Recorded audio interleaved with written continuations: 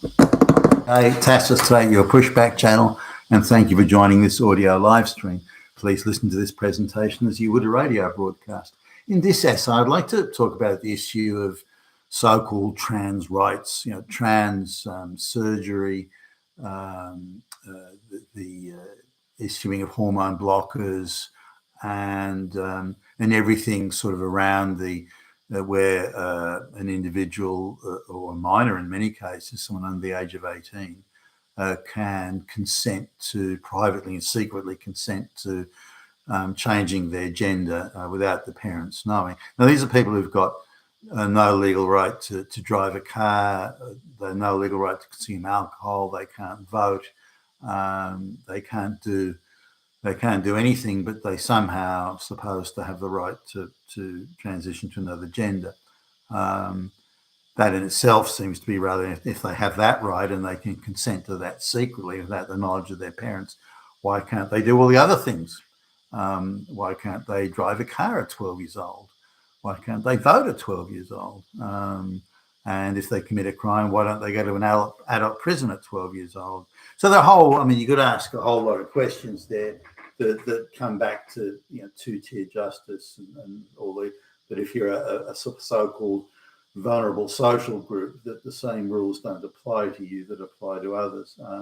And that's again another area we can sort of look at, but just focusing on the trans issue here.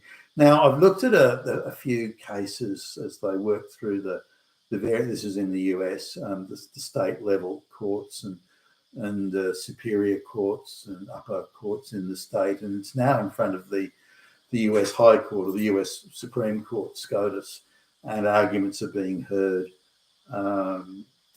in that court now, put forward by, I think it's the ACLU, and they've put forward an interesting trans activist lawyer who themselves is trans, as I understand, and they're there to sort of, and this is touted as the first trans lawyer to argue in the United States Supreme Court. This is considered to represent huge social progress. How, I don't know. When you look at the forces behind this pushing and promoting the trans thing, then you see the globalists, the forces of globalization all over it. Why would the globalists give a shit about pushing trans? Because it creates social division.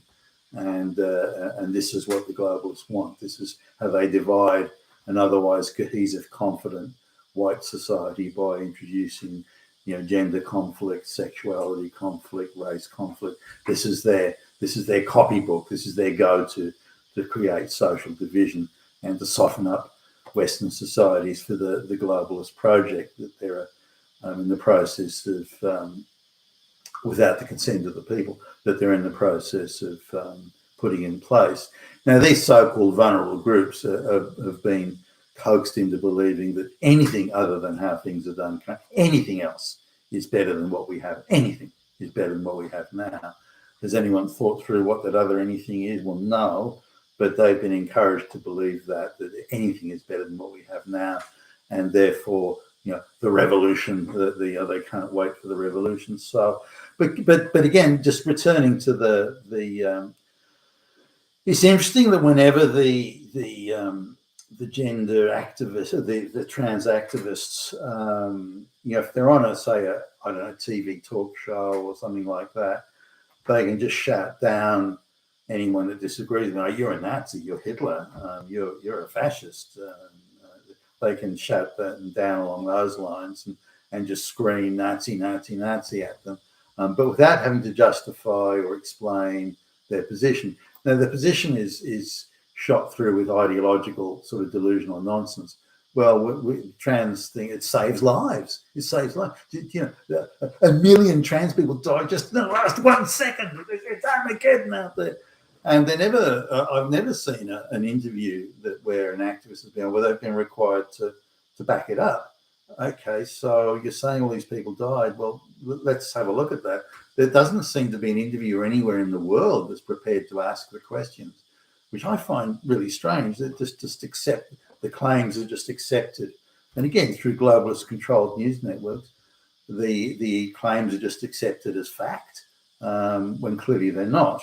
And so delusional, pained nonsense of someone suffering and talking in a voice like they're about to cry at any minute, that's considered, well, that's good enough. Hey, we don't need to ask any more than that.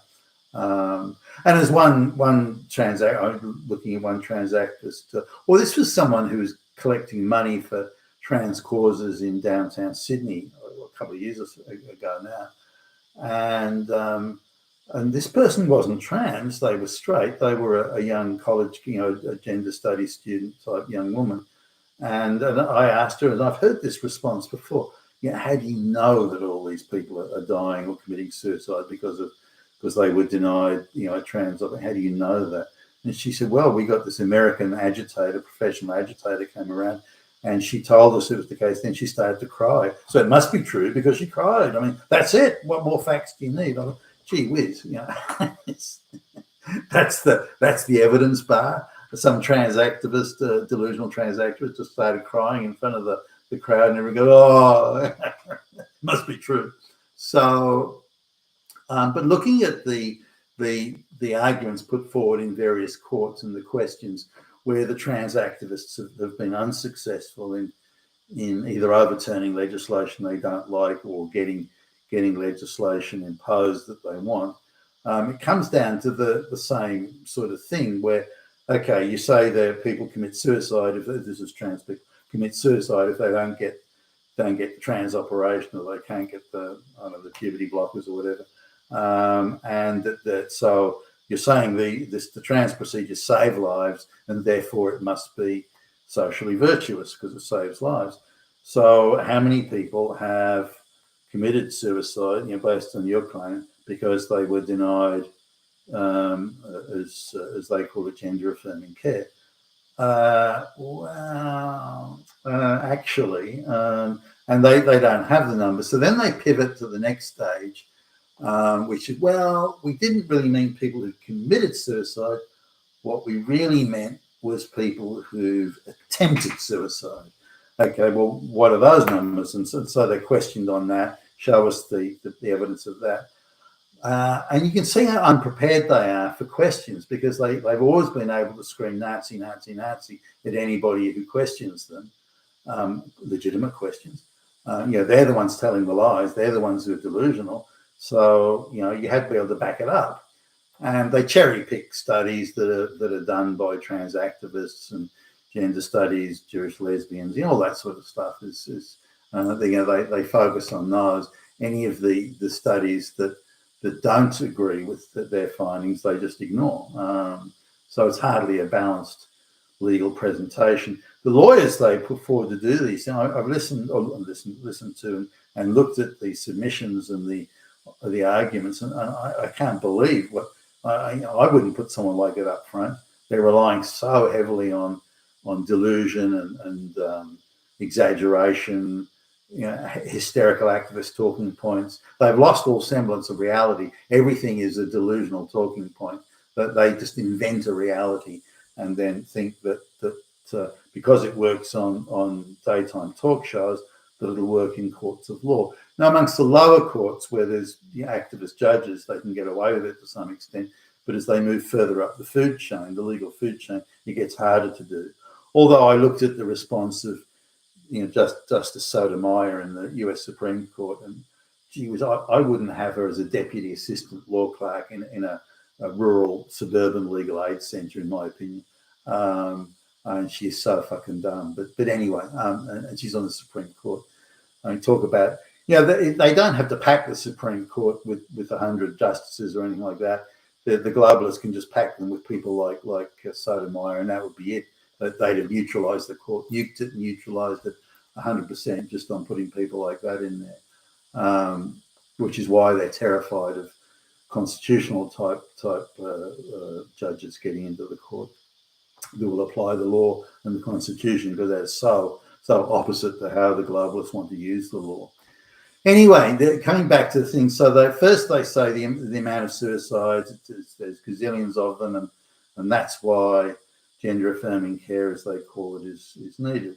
So then when they're challenged on that and so, well, prove that, then they switch to the next position is, well, it's not actually the amount of suicides, people that attempt suicide. So when they're challenged and called to back that up, then they can't. Then they say, well, it's not really people who attempted; it's people that have considered attempting suicide, and they call it suicidal ideation, which you can either prove or disprove one way or another. So that's their third position. So this is now very weak. So they're claiming that we say, and we don't have to prove this, that people may have considered suicide because they were denied this care. Now, again, that's can't prove, can't disprove thing. Which is very much the shtick of the activists.